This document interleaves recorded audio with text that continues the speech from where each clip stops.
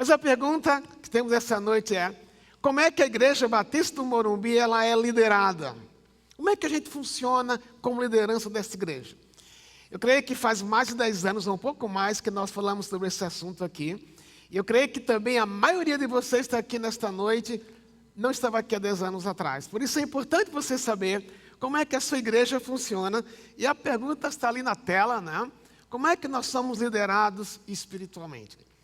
Existem 3 formas ou 3 tipos de liderança de uma igreja local, que a igreja escolhe para ser liderada. O primeiro é o modelo episcopal. Em geral, as igrejas da Assembleia de Deus no Brasil a maioria delas segue esse modelo. Como é que funciona? A igreja realmente aponta um líder e praticamente dá para esse líder toda a responsabilidade e toda a autoridade na igreja local. Muitas vezes a palavra do pastor é lei. O pastor diz, acontece. O pastor diz não, não acontece. Claro que eu estou pensando num estilo muito mais forte do que a gente pode imaginar.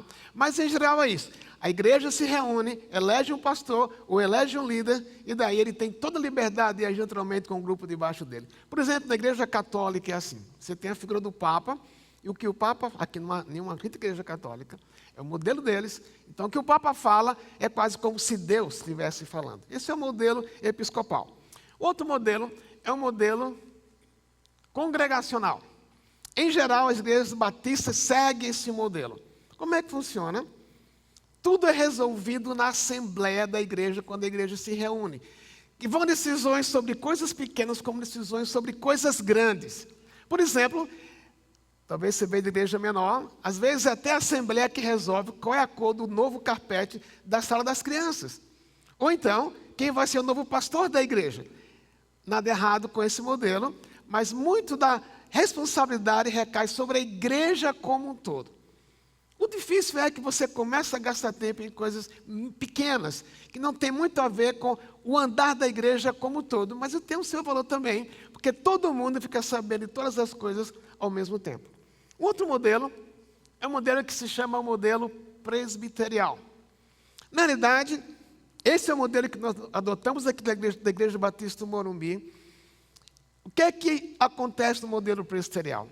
Novamente, a igreja, a Assembleia da Igreja, aponta alguns líderes que aqui na igreja chamamos de presbíteros, e esses presbíteros têm a responsabilidade de liderar a igreja, especialmente na área espiritual.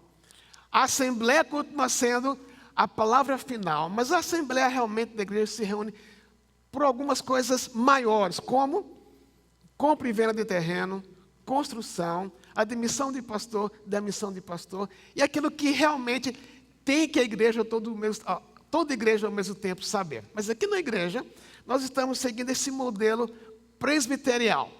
E o que é o presbitério? Então, no próximo slide,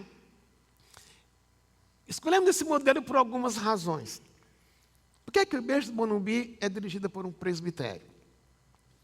Primeiro, porque nas referências no Novo Testamento, em geral, quando o apóstolo Paulo, quando Pedro também se dirige à igreja, aos líderes da igreja, ele usa sempre as expressões no plural. Por exemplo, em Tito capítulo 1, versículo 5, ele diz assim: deixei-o na ilha de Creta, se referindo a Tito, deixei-o na ilha de Creta para que você completasse o trabalho e nomeasse presbíteros, você vê? Está no plural, em cada cidade, conforme o instruí. Quando Paulo escreve aos Filipenses, ele diz: Paulo e Timóteo, escravos de Cristo Jesus, escrevemos a todo o povo santo em Cristo Jesus, que está em Filipos, incluindo os bispos e diáconos, mais uma vez, no plural. Então, escolhemos esse modelo, por quê? Porque, em primeiro lugar, o modelo reflete as referências do Novo Testamento, é o modelo mais próximo que a igreja primitiva usou. Em nenhum texto bíblico você vai encontrar: e serás conduzido pela congregação ou pela Assembleia da Igreja. Ou então serás conduzido, igreja, pelo Papa. Ou serás conduzido pelos presbíteros. Não. Cada igreja tem a liberdade de escolher no Novo Testamento a forma como ela vai ser governada. Mas também, a questão de a gente escolher esse modelo presbiterial tem a ver com o fato de evitar um personalismo na própria igreja, como se o pastor fosse a personificação da igreja. Isso evita que a igreja do Morumbi seja a igreja do Lisânias. É a igreja batista do Morumbi, que pertence ao Senhor Jesus Cristo. Então, se fosse um modelo mais episcopal, talvez, a figura do pastor Sênio fosse muito mais proeminente. Ou se fosse um modelo congregacional, talvez é o pastor que controla a assembleia. Aqui é uma liderança pluralística, mas uma liderança também que pressupõe um colegiado e um presbítero ou pastor líder. O que é um colegiado? Quando especialmente às terças-feiras à noite, que o presbitério se reúne uma vez por mês ou duas, estão ali os presbíteros e os diáconos. Os presbíteros e os pastores. Qual a diferença? Não tem uma diferença muito grande. A diferença é que os presbíteros da nossa igreja, eles são voluntários, é um ministério voluntário, eles não são pagos. Os pastores são pagos, eles são sustentados pela igreja. Os pastores da igreja, eles passaram por um treinamento teológico, para poder assumir a função de pastor da igreja, em virtude da demanda que a igreja tem de liderança espiritual. Os pastores são treinados. Mas além disso, foram treinados numa escola, mas além disso, os pastores passaram por um reconhecimento da denominação. Então, o Cláudio, eu, Samuel, o Ivanildo, o Humberto, nós fizemos um trabalho que apresentamos à Associação Batista. Nós fomos examinados por um grupo de pastores, passamos um teste e daí fomos reconhecidos pela também denominação como pastores de igreja. Se, por exemplo, os nossos presbíteros, o Eli, eu mencionei isso de manhã, o Eli que também vocês conhecem, se o Eli muda dessa igreja, vai para outra igreja, que a gente não quer que isso aconteça, ele está proibido de fazer isso. Mas se ele for para outra igreja, ele lá não é mais presbítero, porque o presbítero é reconhecido não somente na igreja local. Agora, se o Humberto, eu, o Cláudio, o Samuel, também que estão proibidos de sair daqui, eu não, né? Mas eles estão proibidos, eu proibi que eles saíssem daqui. Se eles forem para outra igreja, eles continuam sendo pastores. Por quê? Porque foram reconhecidos pela denominação. Mas, quando nos reunimos como presbitério, os pastores não estão acima dos presbíteros. Não, nós somos um colegiado. Nós olhamos o que os outros falam, prestamos atenção no que os outros falam, respeitamos um ao outro e procuramos juntos conduzir a igreja. Uma diferença também é que os pastores estão muito mais ligados ao dia a dia da igreja do que os presbíteros são voluntários, cada um tem o seu trabalho fora daqui, enquanto que nós estamos o dia inteiro aqui, e às vezes até à noite também, 6 vezes por semana. Mas quando nos reunimos em um colegiado, sob a liderança, naturalmente, de um pastor sênior, no caso aqui sou eu. E de onde vem a ideia de um pastor sênior? Quando a igreja de Jerusalém se reunia, também ela tinha ali os apóstolos e os presbíteros. Se você olhar no próximo slide, em Atos capítulo 15, é uma situação que quando Paulo e Barnabé voltaram da primeira viagem missionária, quando eles pregaram na Ásia especialmente, o evangelho, alguns judeus se converteram, alguns gentios se converteram, e os judeus queriam que os gentios praticassem o que o judeu praticava. Eles trouxeram o problema para Jerusalém, trouxeram para os apóstolos, trouxeram para os presbíteros da igreja de Jerusalém, e na conversa, então, surge uma pessoa que é Tiago e levanta uma palavra para a igreja, aliás, para aqueles líderes. Em Jerusalém havia realmente o presbitério, mas havia Tiago, que era o líder do presbitério. Mais tarde, quando Paulo também vai trazer as ofertas que recolheu na Ásia para os pobres de Jerusalém, a mesma situação acontece. Ele traz o problema para a igreja, e Tiago, que era o líder da igreja, era o pastor sênior da igreja na guarda de hoje, traz uma palavra para aqueles líderes. Então, esse modelo pressupõe um colegiado,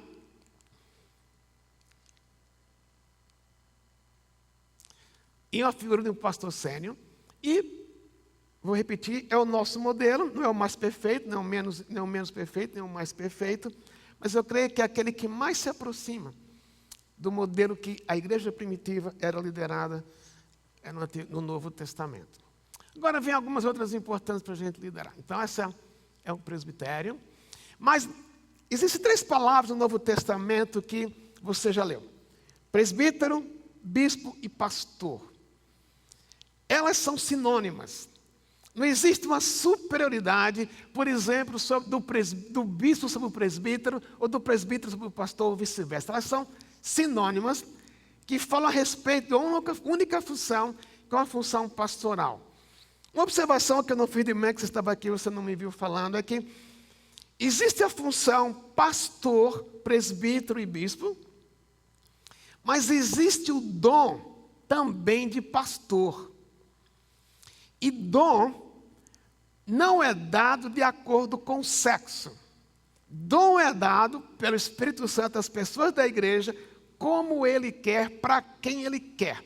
Ele não dá dom de acordo com o sexo, ele dá dom de acordo com a vontade dele. Mas aqui nós estamos falando de função.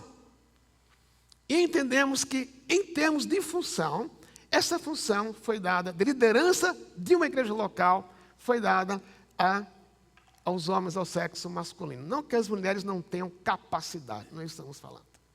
Nós estamos falando de uma responsabilidade que Deus deu para aqueles que deram à igreja, são pessoas do sexo masculino. Então, qual é o pastor? A nuance, são palavras semelhantes, pastor, presbítero e bispo, são sinônimos. A diferença entre elas quais são? Primeiro, a nuance de pastor tem a ver com cuidado e com alimentação. O papel do pastor é cuidar das ovelhas, pastorear as ovelhas, ele dá o que elas precisam, alimentá-las, cuidá-las como se fosse cada um individualmente. É interessante que nessa figura que o Novo Testamento usa, que vem do Antigo Testamento, a figura da ovelha, a ovelha é o animal mais vulnerável que você pode imaginar. É um animal que, se ele se afasta do grupo, se ele se afasta talvez 300, 500 metros do grupo com o qual ele estava andando, a ovelha não sabe voltar para onde ela estava. Ela não tem senso de direção. Ela precisa andar em grupo. Por isso, quando se fala da igreja como rebanho, nós não podemos ficar longe uns dos outros. Precisamos desafiar a congregarmos juntos. Outra coisa, a ovelha é o animal que mais é vulnerável em termos de saúde. Ela precisa do cuidado do pastor dela para sobreviver às doenças. É o animal que mais absorve, que mais pega insetos. E quando o inseto cresce, ele solta uns ovos no corpo da ovelha. E se o pastor não cuida, os insetos começam a morder, aquilo vira ferida. É o trabalho do pastor. Se você pegar isso no Salmo 23, você vai perceber a ideia de, quando Davi fala da ovelha e do pastor, o pastor pega a ovelha no colo e tira bichinho por bichinho. Então essa é a ideia do sentido pastor. Agora o presbítero tem muito mais a ver com a idade. Não é que somente idosos podem ser presbíteros, ou que pessoas da terceira idade podem ser presbíteros, mas a ideia de presbítero é carregada de maturidade emocional e espiritual. Por isso, em 1 Timóteo capítulo 3, quando Paulo dá a descrição do caráter de um presbítero, ele diz que não pode ser uma pessoa recém-convertida, não pode ser um neófito, como algumas traduções dizem. Por quê?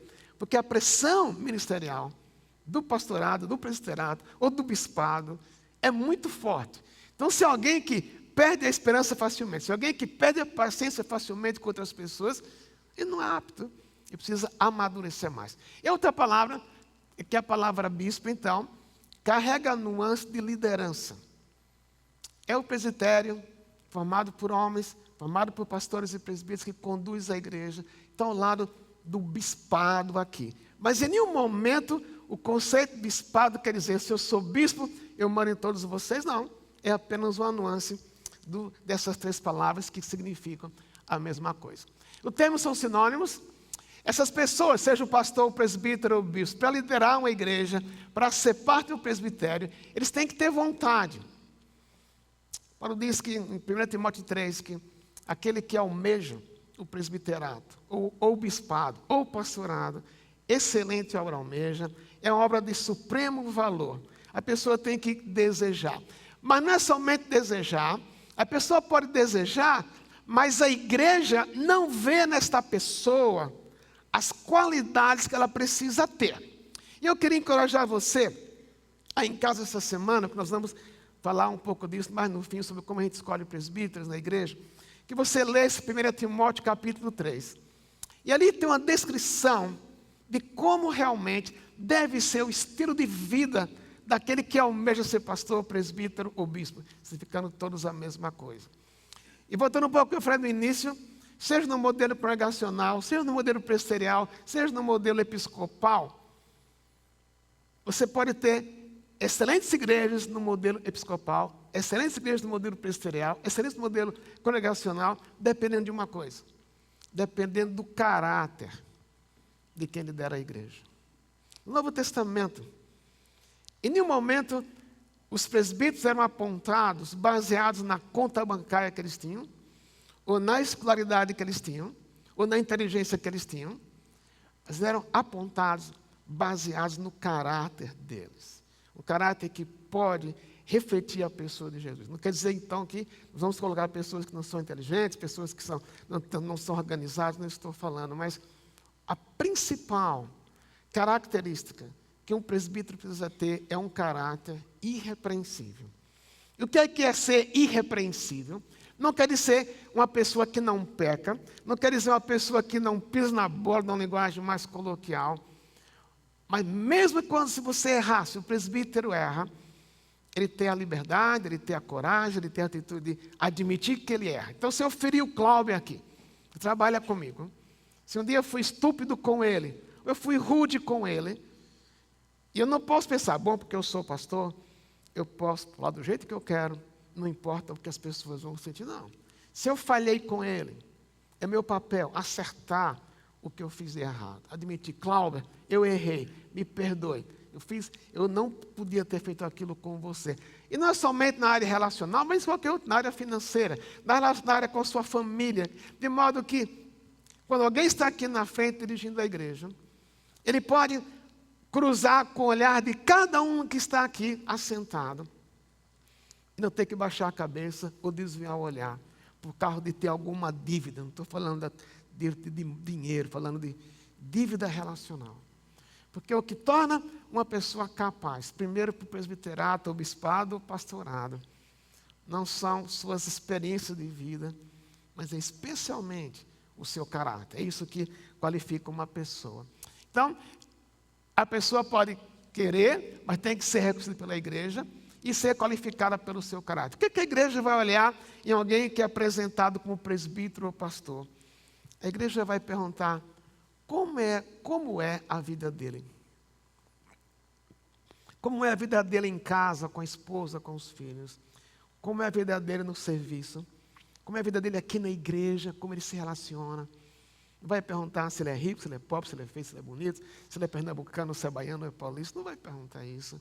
Mas vai olhar como é o caráter desta pessoa.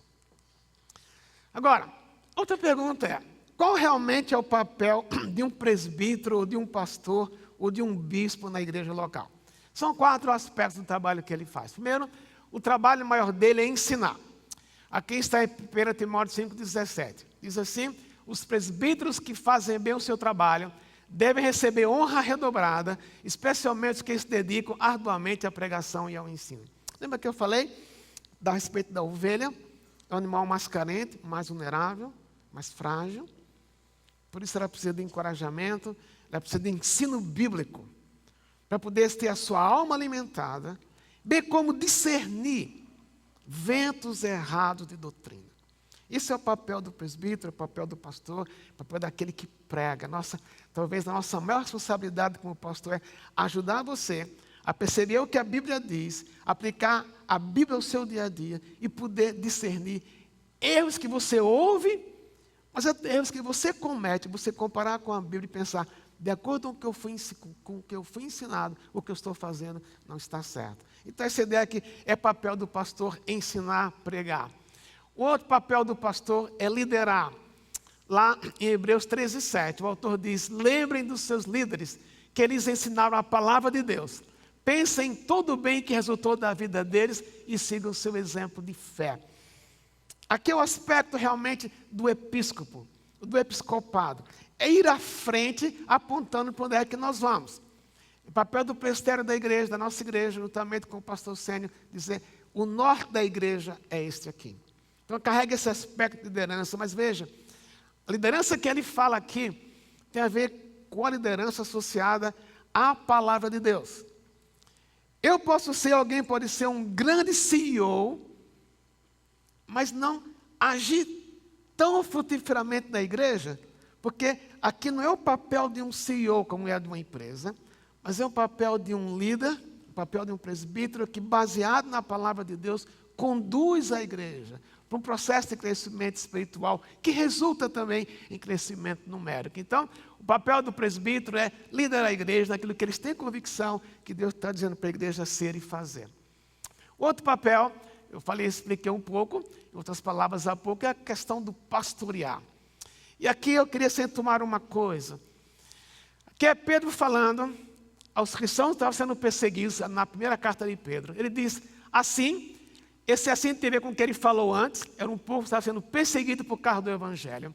Ele fala para essas pessoas, peço-lhes que cuidem ou pastoreiem do rebanho que Deus lhes confiou. Que é uma nuance muito significativa e forte, porque a ideia de cuidar é cuidar de quem?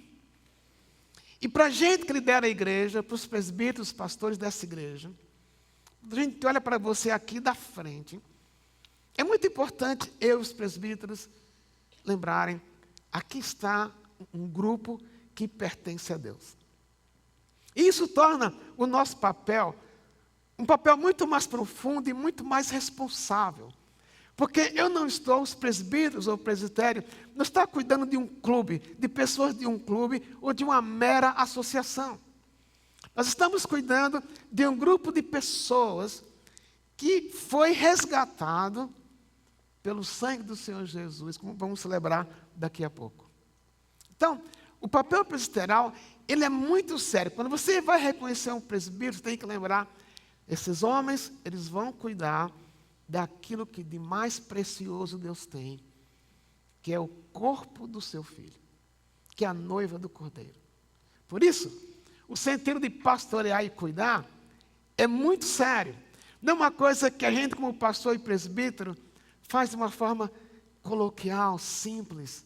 Não, é muito profunda, porque quando eu sento com você, ou com algum presbítero senta com você para ouvir, para falar, para exortar, para encorajar, nós não estamos lidando simplesmente com um membro de uma associação, mas estamos lidando com pessoas pelas quais Jesus morreu. Isso não nos faz heróis, mas isso põe no bom sentido um bom peso nas nossas costas, mas por outro lado, assim como tem responsabilidades nossa para com vocês, ao lado de vocês também nos sustentarem com as suas orações. Porque é um lado mútuo. Eu preciso, os presbíteros precisam do seu cuidado conosco, em termos de oração, de sustentação, ao mesmo tempo que nós estamos cuidando de vocês, da igreja, como o rebanho que Deus nos confiou. Então, outro papel crucial do pastor ou do presbítero é cuidar de gente, pastorear as pessoas. E ao lado da proteção. Esse texto aqui é quando Paulo está fazendo a sua viagem de volta para Jerusalém, a sua terceira viagem missionária. Ele sabe que vai ser preso, sabe que vai passar por provações, ele sabe que nunca mais ele encontrar aqueles homens da cidade de Éfeso, por isso ele manda chamar os presbíteros, mais uma vez no plural. Ele diz para os presbíteros da cidade de Éfeso, cuidem de vocês. E aqui é um lado que a gente como presbítero, como pastor, tem que lembrar. Claro, como líder de igreja, nós não somos perfeitos. Pelo contrário, nós somos também vulneráveis, tanto quanto vocês. Temos nossas lutas internas. Temos nosso processo de santificação que Deus está nos conduzindo como conduz você. Mas ao mesmo tempo, quando eu mencionei há pouco que o presbítero não pode ser neófito, não pode ser recém-convertido, se pressupõe que o presbítero também é aquele que sabe cuidar de si. Não é que eu não preciso que o Cláudio ore por mim. Não é que eu não preciso que você ore por mim. Eu também preciso disso. Eu também preciso, todos nós precisamos que vocês nos perguntem como é que nós estamos. Mas ao mesmo tempo se espera que o presbítero seja uma pessoa mais madura, que aguente as pressões, que não fique cheio de mimimi, né, como às vezes se diz, mas que ele aguente forte, ao mesmo tempo que ele é sustentado pela igreja, nesse aspecto espiritual. Então Paulo diz para que eles cuidem de vocês mesmos, mas também ele lembra, cuidem do rebanho, porque quando eu for embora, quando Paulo ia sair daquela região, lobos vorazes, como ele diz, e como falsos mestres penetrariam na igreja para enganá-los. Então, nosso papel também ele é de proteger você. Dizer o que está sendo dito lá fora. Alertá-los. Por exemplo, como a gente se alerta aqui, um dos erros mais comuns do contemporâneo é a chamada teologia da prosperidade. Dê 1.000 para Deus, Deus vai te dar 10.000. Aqui a gente acentua muito que nosso momento de oferta é um momento de gratidão, que eu dou porque eu amo. Deus pode abençoar por isso? Pode. Mas eu não posso dar, eu estou precisando levantar 5.000 reais até sexta-feira que vem pagar uma conta, que eu não tenho dinheiro. Eu vou dar 500 reais, quem sabe Deus me dá 5.000 até sexta-feira. Não é por aí. Mas isso você ouve toda semana na televisão, especialmente nos cultos da madrugada. Coisas como essa que aconteceu naquela época, acontece hoje também, e é papel também do pastor e do presbítero alertar, ensinar, cuidar, proteger a igreja dos ensinos falsos que existem aí fora. Ok. Dentro da Igreja Batista do Morumbi, além dessas funções que eu mencionei, pastorear, ensinar, liderar e cuidar, algumas coisas que são parte do presbitério dessa igreja. A primeira delas é que o presbitério é também um grupo de referência na igreja. Eu falei, geralmente as reuniões são às terças-feiras, uma vez por mês ou duas. Sentamos todos nós somos hoje um grupo de 12 pessoas, queremos trazer mais 5. Quando sentamos ali, sentamos para ouvir, para dizer, para ensinar, para saber como a igreja está indo. Quando temos que tomar uma decisão, a equipe pastoral, uma decisão mais estratégica, é importante ouvir os presbíteros, porque eles também andam no meio de vocês. Então, nós sentamos para ouvir, para orar, para conversar. Os nomes vamos sugerir agora, daqui a pouco, para o novo para acrescentar o presbitério. Nós oramos juntos por cerca de 2 meses, perguntando, Deus, quem são as pessoas? Então, nós nos juntamos como um grupo de referência. Também o presbitério apoia, ajuda, encoraja, interage, exorta a equipe pastoral e o pastor sênior no desenvolvimento da visão da igreja. Claro, da minha função como pastor sênior, é meu papel dar uma direção. Mas não quer dizer que quando eu dou uma direção, exatamente todo mundo tem que dizer por aí, amém. Não, a gente discute, a gente muda o caminho. Eu trago, naturalmente, a primeira ideia, mas muitas vezes mudamos. Temos um norte para seguir. Então é o presbitério que discute, que aprimora, que traz sugestões, às vezes melhores do que a minha mesmo, mas a gente consegue andar na mesma direção por causa desse ambiente de referência que nós temos no presbitério. Também, junto à equipe pastoral, o presbitério procura cuidar da vida espiritual da igreja. Não são somente os pastores, os 4 pastores, mas os presbíteros que ficam pensando como é que a igreja pode ser cuidada espiritualmente, o que vamos fazer para isso acontecer. Também, os presbíteros se envolvem no ensino bíblico da igreja, seja pregando, seja ensinando nos grupos pequenos, seja no discipulado, nos microgrupos, é papel deles. Envolve-se no cuidado do rebanho, no sentido de aconselhar, visitar, não são somente os pastores que visitam e aconselham. Os pastores também, os presbíteros, oram e ungem doentes quando solicitados. E aqui, uma observação muito interessante, ou muito importante. Alguém me perguntou, muitas vezes eu ouço pessoas perguntando aqui na igreja. A igreja do Morumbi crê em cura? A igreja do Morumbi unge? Resposta é sim, nós cremos, está na Bíblia. Mas há um processo que a Bíblia nos ensina quanto à unção dos doentes. Você abrir em Tiago capítulo 5, não precisa abrir agora, Tiago 5,17, Tiago diz que se está alguém doente, chame os presbíteros e ele vai ungir o doente com óleo. E a oração da fé salvará o doente, ele será curado. Então veja, 2 coisas.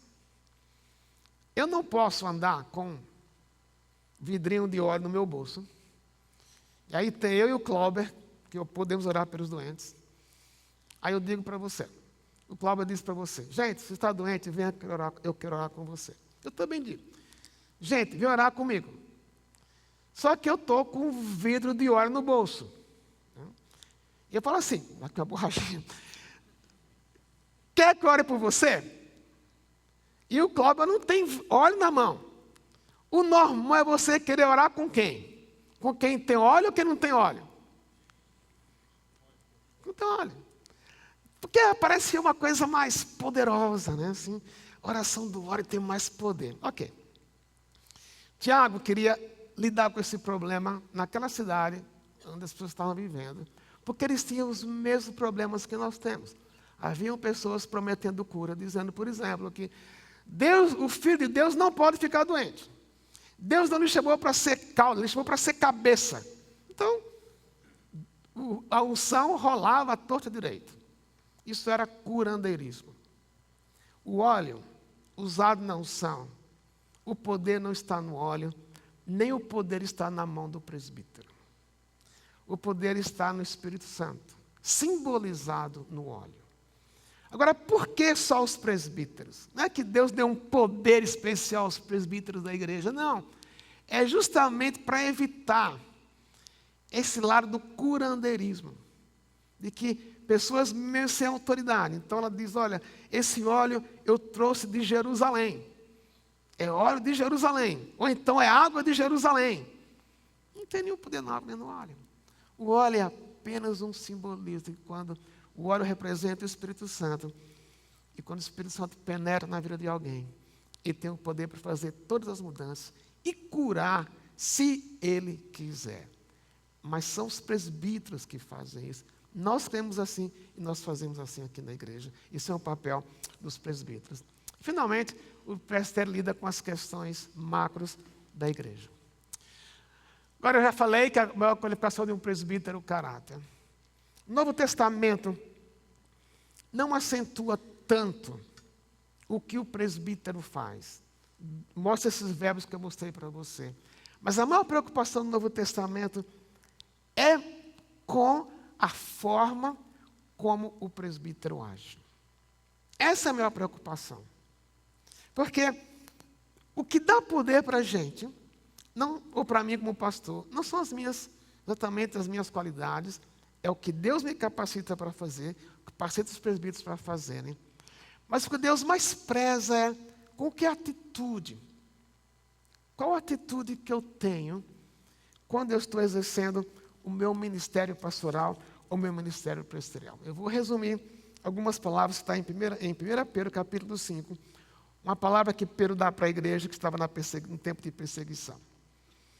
E agora uma palavra aos presbíteros em seu meio. Eu também sou presbítero, testemunhei os sofrimentos de Cristo e também participarei da sua glória quando ela for revelada.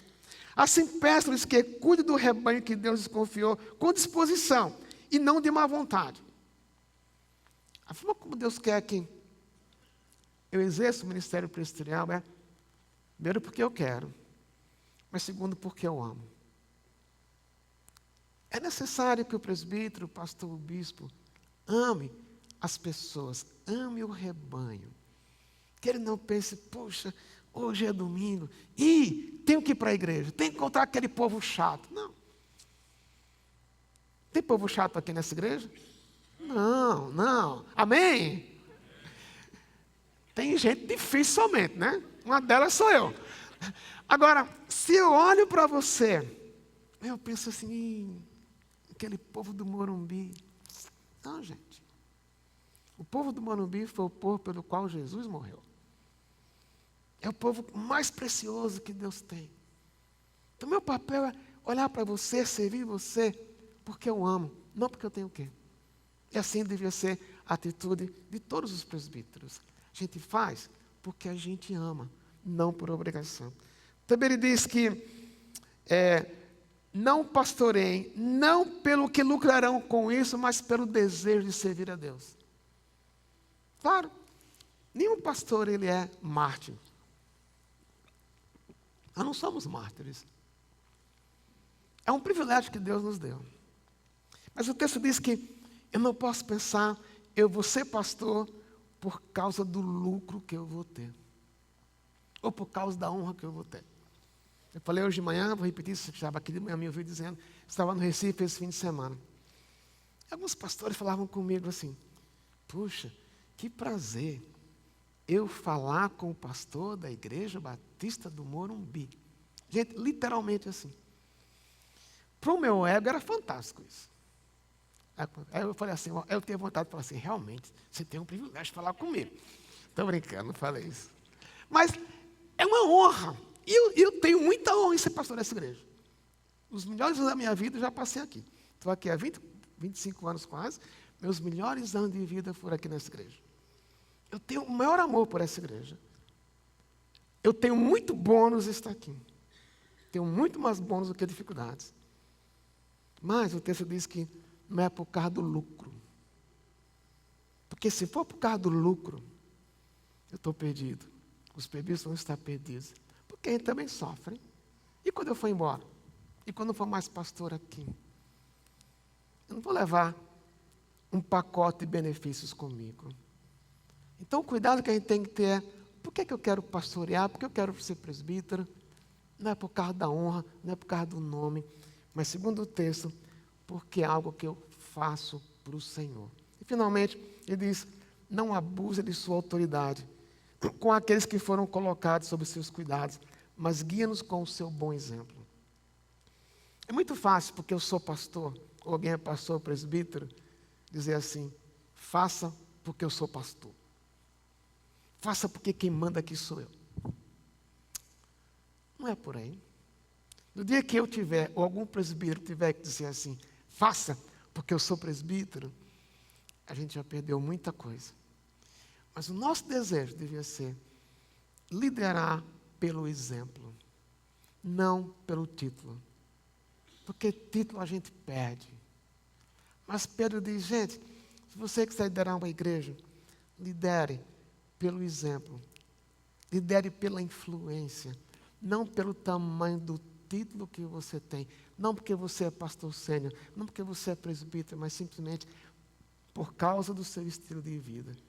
Então, é por aí que Jesus nos conduz. Não é pelo que eu tenho no banco, não é pelo que eu tenho de formação acadêmica, mas é simplesmente por causa do meu caráter.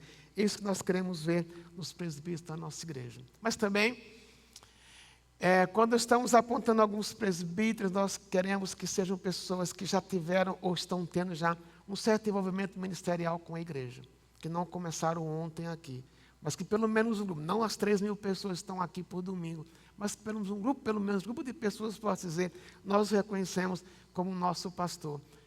E por causa do seu caráter, a igreja pode dizer, eu posso seguir esse homem por causa do estilo de vida que ele tem. Então, o que é que nós estamos pedindo para vocês? Nós estamos pedindo que a igreja ore por esses nomes que eu vou mostrar daqui a pouco.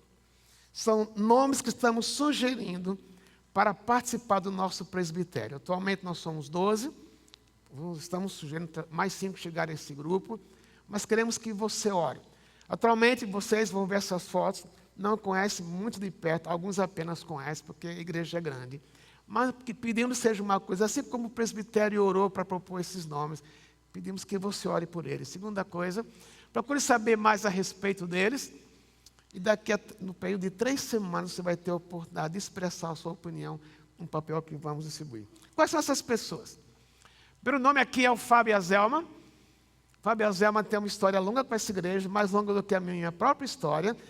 Eles marcaram uma geração, o Cláudio é fruto dessa geração, a chamada classe do Fábio e da Zelma. Eles têm uma marca com adolescentes, com pré-adolescentes, estão aqui há mais de 25 anos, eles têm uma marca na igreja, uma marca de servir ao Senhor entre nós. Outro casal, o Michel e a Jussara. A Jussara teve bebê sexta-feira passada. O Michel também tem um pequeno grupo que funciona muito bem, cuida de gente, estão aqui mais de 10 anos na nossa igreja, é uma sugestão.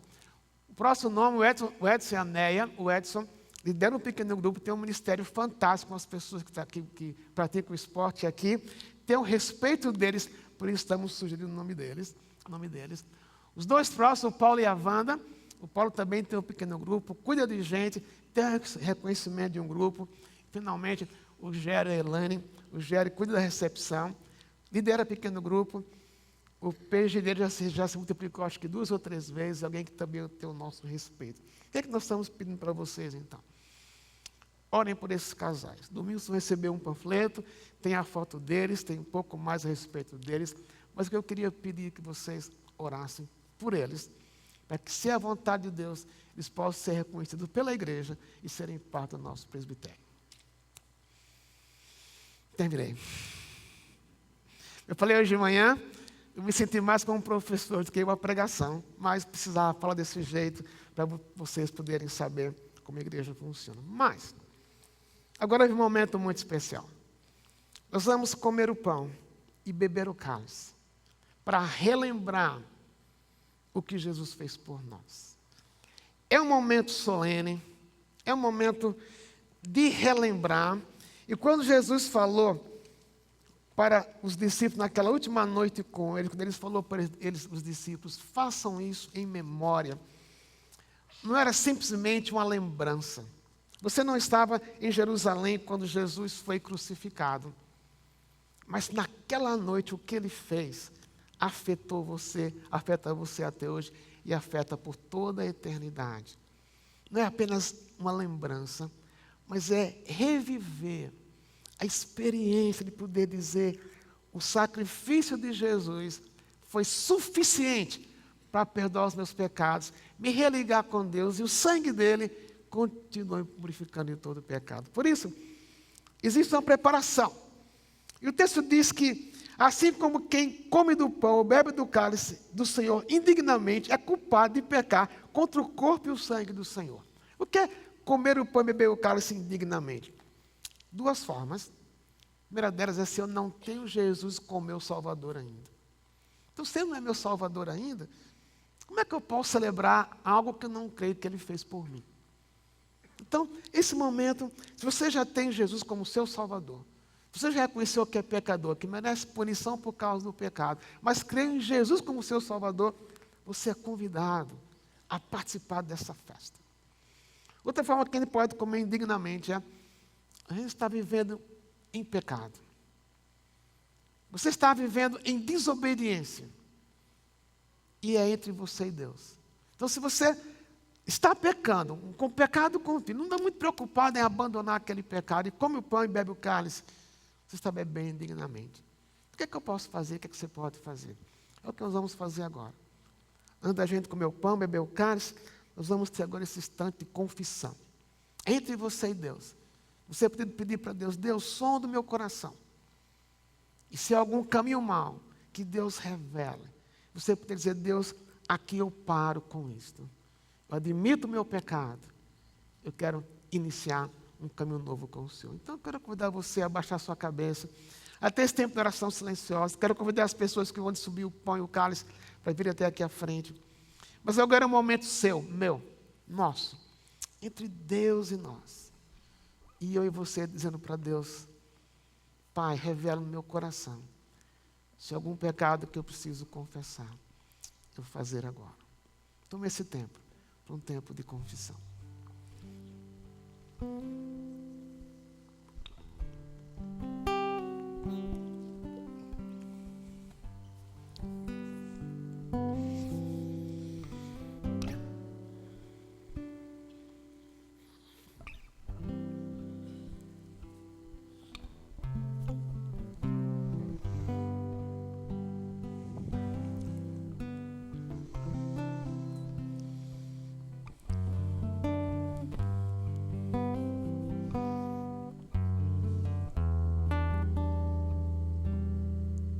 Está escrito, primeira carta de João, capítulo 1, versículo 9. Se confessarmos os nossos pecados, Ele é fiel e justo para nos perdoar os pecados e nos purificar de toda injustiça.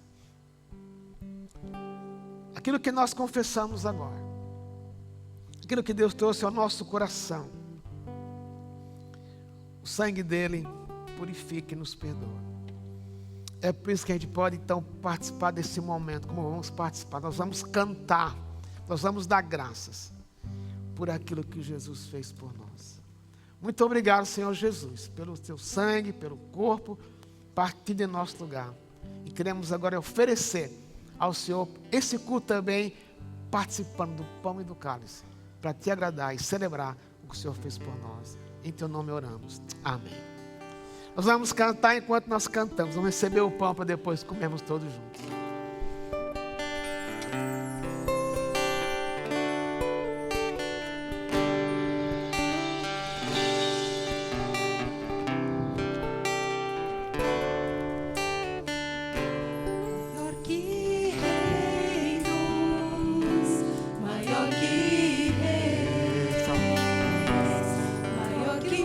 mundo e que toda a criação, maior que tudo que o homem pode ver. Antes no início era Deus, maior que tronos e que nações, maior que toda a ciência e saber. É sobre os bens, riquezas e poder. Grande e poderoso é o Senhor. Morreu na cruz, mas ressuscitou. O fez por mim, a minha dor levou. Meus pecados todos perdoou. Pensou em mim, meu Jesus me salvou.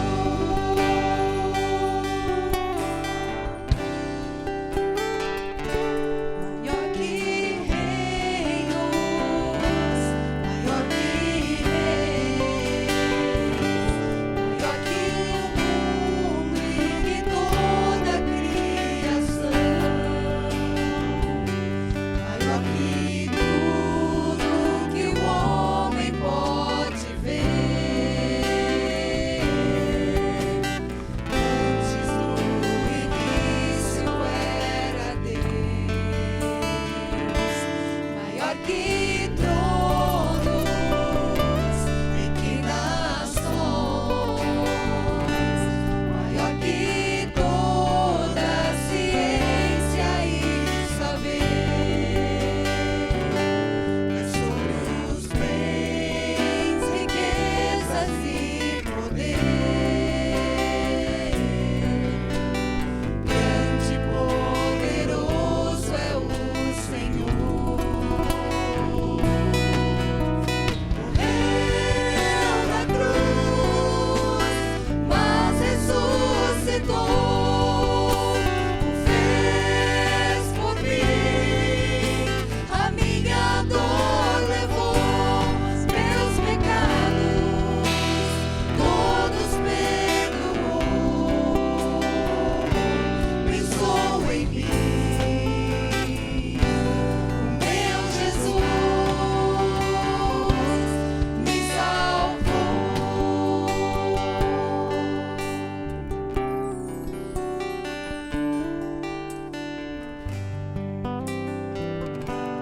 Pegou o céu.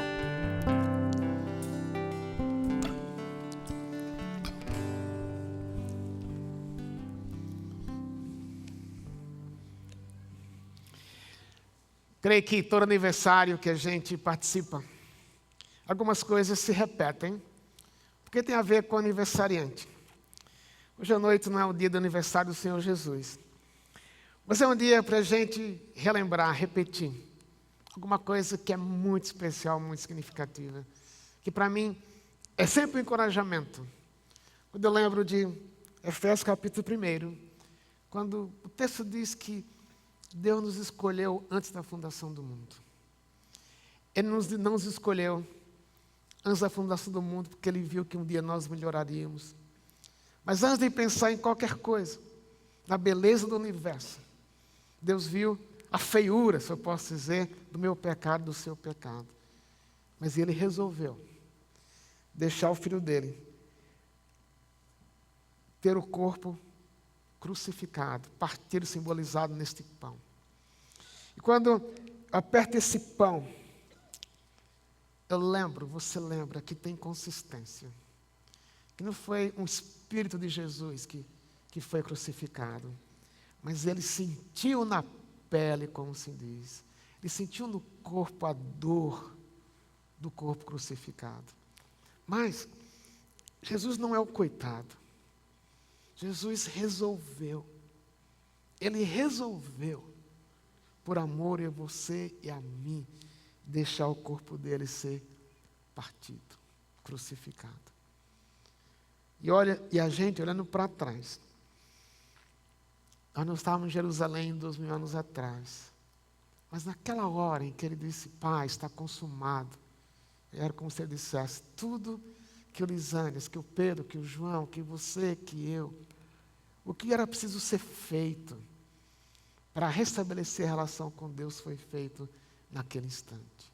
Por isso, não é um momento de tristeza, é um momento solene de alegria de dizer, Jesus, obrigado. Porque por escolha sua, por amor a mim, o Senhor foi crucificado. Ele disse, cada vez que vocês comerem esse pão, vocês vão relembrar isto, não como mera lembrança, mas deixe que essa alegria penetre em você, de você saber dizer obrigado, obrigado, porque tudo que precisava ser feito, foi feito na cruz, quando o Senhor partiu o seu corpo, deixou o seu corpo ser partido por amor a mim. Por isso vamos pegar o pão, comer e depois dar graças.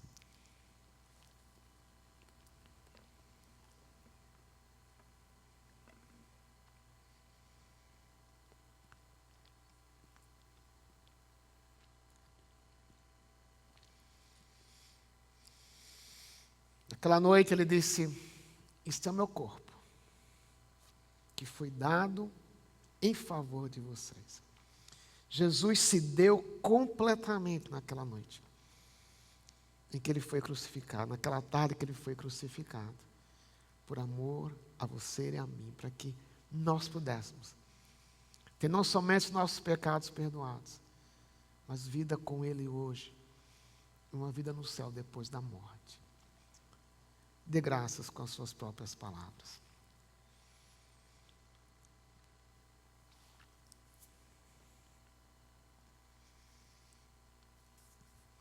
Amém. Vamos agora receber o cálice que simboliza o sangue de Jesus derramado em nosso lugar, que nos purifica de todo o pecado do passado, do presente e do futuro. Nós vamos cantar, enquanto cantamos, vamos receber o cálice.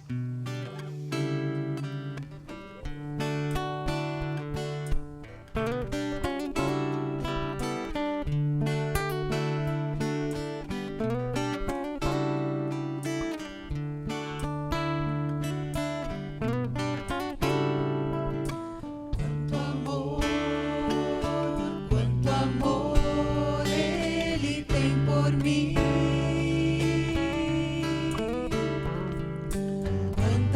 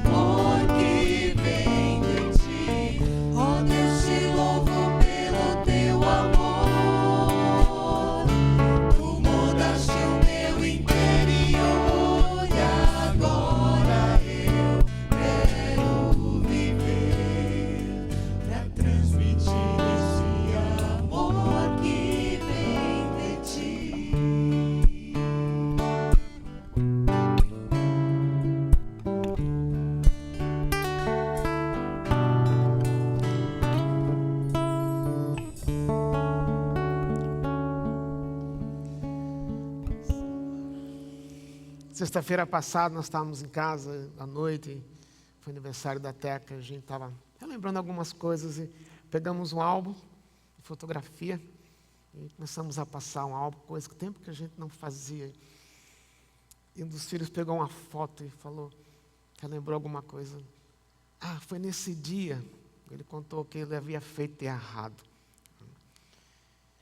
E eu falei, puxa, você fez isso, nunca me contou. Não, você sabia. Foi um tempo de brincadeira, a gente lembrando coisa do tempo de criança. Mas me veio à mente a seguinte lembrança, que ele não esqueceu que havia feito errado.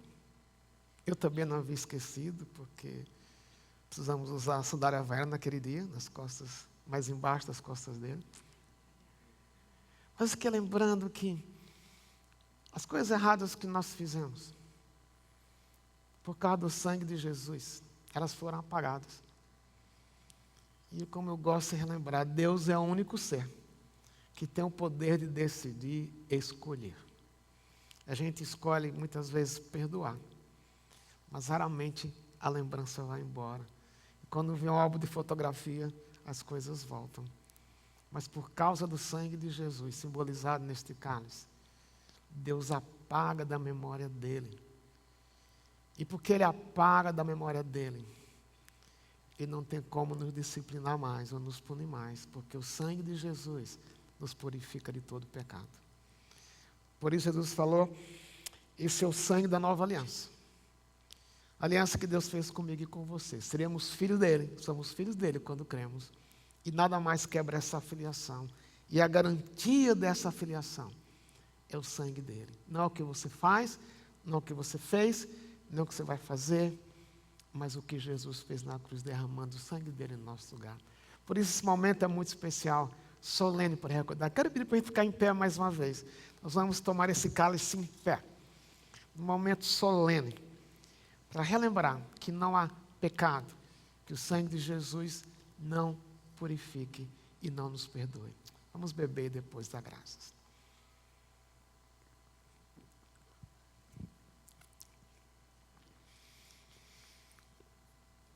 Mais uma vez, com nossas próprias palavras, vamos dizer para o nosso Deus, obrigado pelo sangue de Jesus derramado em meu lugar, de modo que todo o pecado que eu cometi foi perdoado, apagado.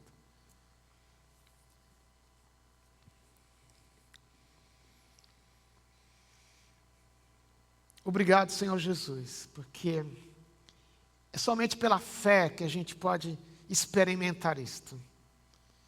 Relembrar nesse momento que temos acesso ao Senhor porque Jesus morreu em nosso lugar. Relembrar que não precisamos carregar a culpa, porque a culpa foi tratada na cruz, mas foi tratada na cruz porque o sangue do teu filho foi derramado em nosso lugar. E nós te agradecemos por isso de coração. Mas também te agradecemos porque o Senhor disse que quando comemos o pão e bebemos o cálice, a gente também lembra que o Senhor vai voltar.